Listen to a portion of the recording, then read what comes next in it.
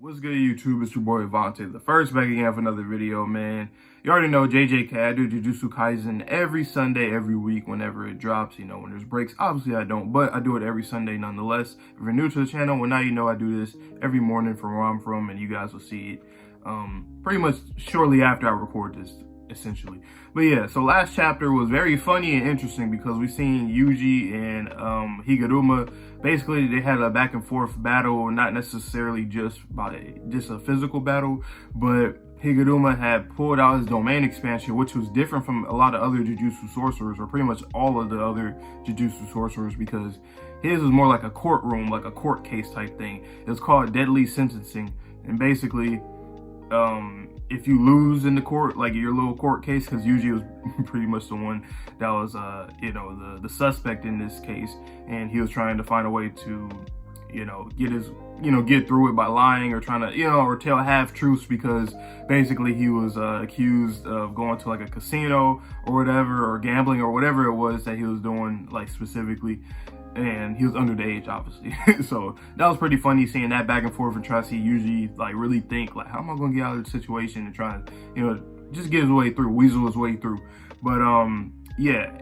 So I find it very interesting, that domain expansion, because I think in the chapter 2 it was kind of stated how it was like just different from everybody else's because of the fact that it wasn't like a lethal type of domain expansion, but the result would be lethal, I would assume, obviously, but in terms of like throughout the process of the domain expansion, it's not going to be like that lethal. It's just a back and forth thing, like a courtroom.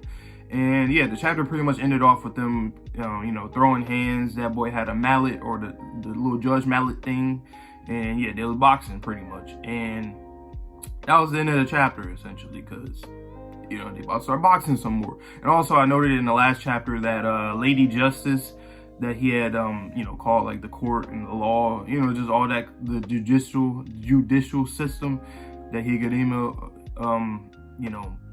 that's all he's been doing, for his career and all that. I like that basically the curse within his domain expansion, or the curse that he uses in general, it looks like kind of feminine, like has eyelashes, and then like the lips and all that, and the facial structure is very feminine. So I'm assuming that's like the personification of Lady Justice, which I think is a pretty good detail on Gege Akatame's end to show that. So I thought that was pretty dope. But anyway, I won't ramble no more in this intro. Let's get into this next chapter. You already know, chapter 165, Tokyo Revengers. Let's just get into this, see what's going on. Hiromi Higuruma, what does that say? 36, Iwate Bar Association, Legal Apprenticeship Period 59. He readily overcame such challenges as the entrance exam for the law department at T University, and the old national bar exam that preceded the law school system. To him, it was an easy, simple matter of applying the necessary effort to acquire the required knowledge. His peers refer to him as a genius, but what stands out most about him, and they're boxing. Oh shit. Oh my god. Damn. I love the choreography in JJK. Oh man, who doesn't, man? It's his talent as a sorcerer. Oh, okay. Huh. I mean, I was under the impression that he wasn't necessarily a sorcerer just yet or something. So he has been a sorcerer, and he's always been like, that's interesting.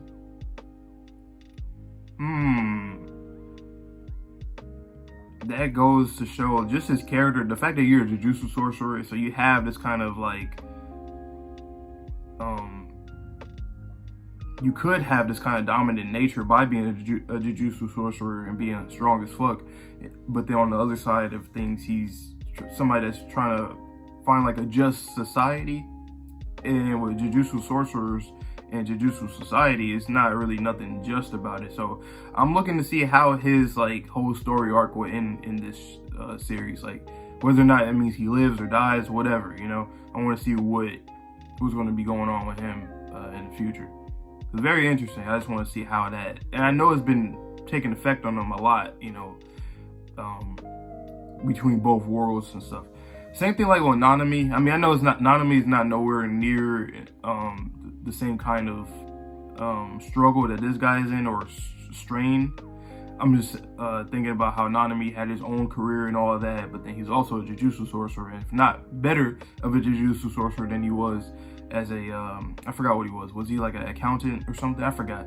But yeah, that's why I like this guy, because he does remind me of Nanami in some ways. I think Gege probably did that on purpose just to give us a familiar feel within another character, and I like that a lot.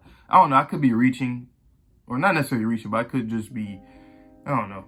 It might not actually be very similar to Nanami, but I don't know, just a sense of responsibility and maturity that I get between the both of them. That, you know, that's a parallel I can draw. Okay, but anyway, through analyzing the curse technique that came by default with his domain, he learned the basics of barrier techniques.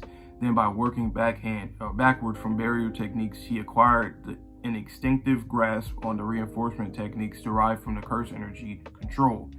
Within 12 days of awakening to his curse technique, Higuruma reached a level comparable to a grade 1 sorcerer.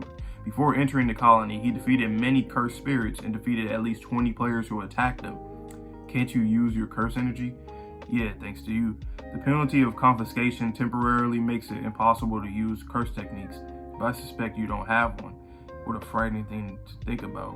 So the effect must have switched to preventing use of the curse energy. How can he stand against me without curse energy? Confiscation is usually an additional punishment accompanying another punishment. It's because of his physical prowess. His raw strength must be immense.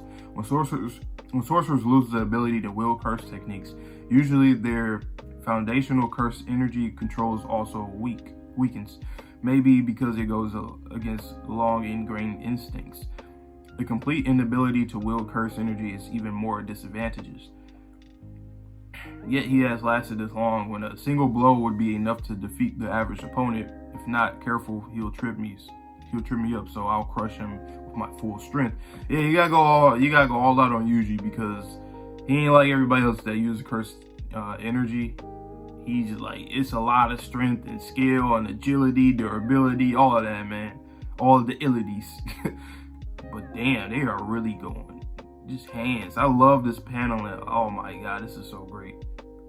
Whoa. Oh, that's actually clean. So we seeing, ooh, that's clean. We seeing Higuruma's like, or Yuji's perspective of Higuruma and how he's swinging at him, and then we see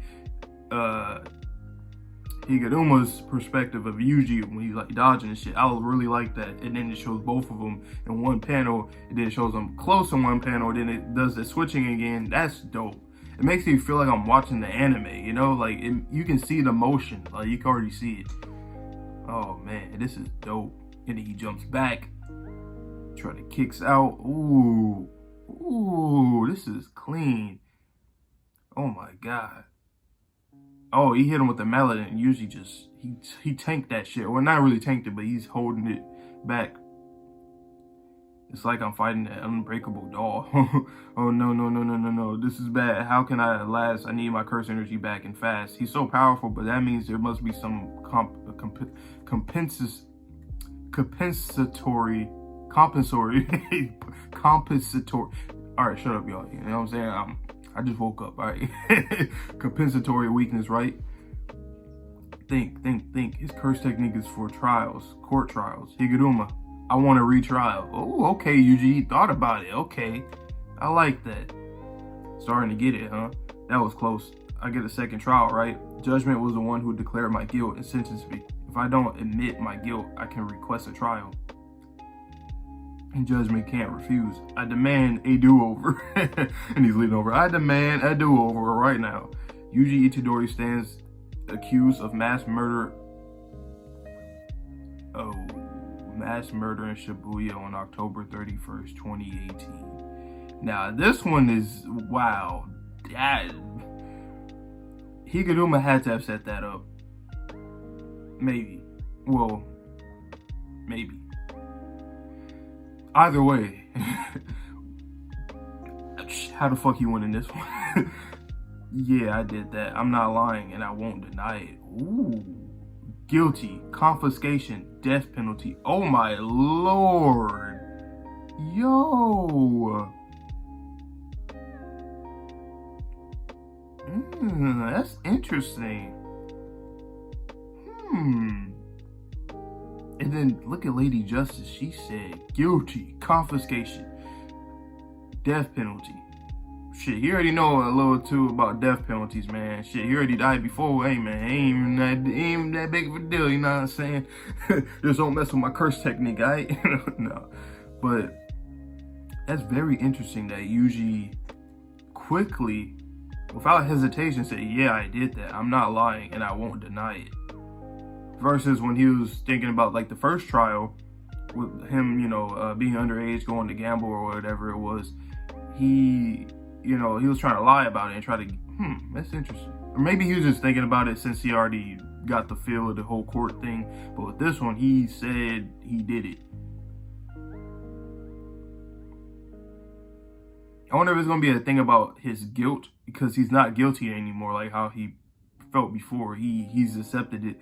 So I wonder if this is going to, if that's going to play a role, like him not being guilty of it will probably help. And he has to at least tell him why that happened. Like, it wasn't, I know it's hard, but it really wasn't me that did that. It was this motherfucker inside my body. If you want to talk to him, hey, how about you talk? You know what I'm saying? Hey. But hey, Sukuna, how about you do this trial? That'd be funny to see Sukuna in the court or some shit. But I love this last page. This is interesting, very interesting. And of course, the fighting choreography is top notch. But I really fuck with the that ending. Wow, I can't wait for next week then. And he said that quickly. You see how Yuji's face is changing over time in his manga? Like, you see the little, like, bags under his eyes, kind of.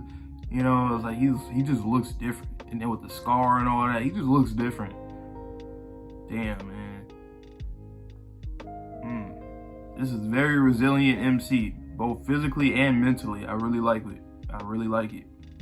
Very much. But yeah, man. That's all I got for this chapter, you know. I mean, I loved it. I'm going to give this one a good 8.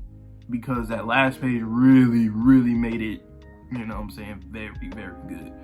And I can't wait for next week, like I already said thousands of times. But yeah, like I say in every video, please like, comment, subscribe, share the video if you fuck with your boy. If you don't fuck with me, you don't have to do none of that. And please stay safe, stay healthy, stay clean. I'll see you guys all in the next video. Whenever I do the next videos, you guys know Tokyo Revengers, My Hero, Fire Force, and Jujutsu Kaisen. So stay tuned for all of that and more.